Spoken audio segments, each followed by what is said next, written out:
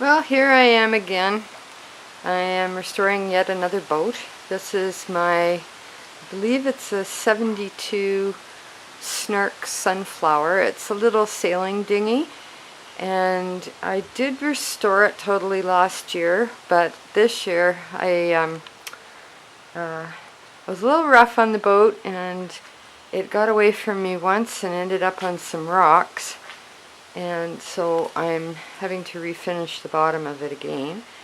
So you can see we have a couple holes that I have to repair. And then I'm just sanding some of the other spots, and I'm going to be using a variety of products, including a 3M premium filler, which is like a Bondo for boats. And I'm currently sanding it, and I'm going to paint it the same color. I used an Interlux paint last year on it, and it worked. It stood up pretty well. I suppose if it hadn't been for all the rocks, it would have been fine. But I thought I'd video this because I didn't video the restoration of it last year. So that's it so far. And one of the things I have found is this is a really dusty job, and this year I cut myself a little apron to wear out of a plastic garbage bag, and that seems to be keeping me a lot more dust free. Anyways, I'll keep you updated on the progress of this.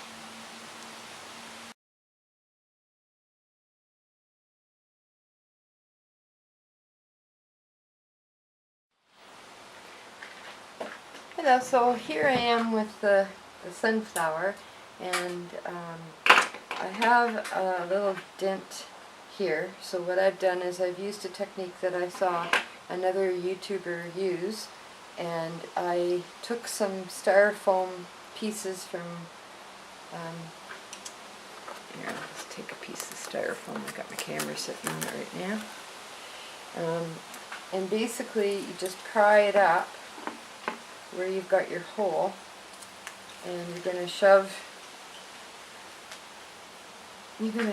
the styrofoam in, and I've already done this, so it's almost level.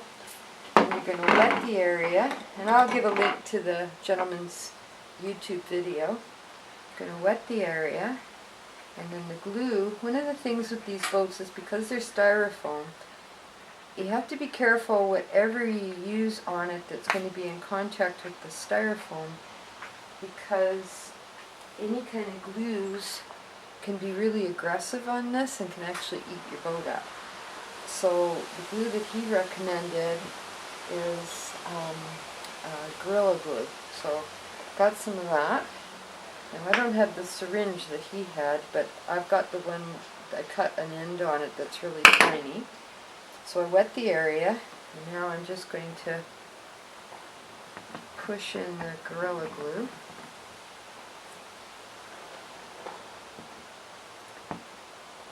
Just going to lift that seam up, just push it in, and apparently this stuff will expand.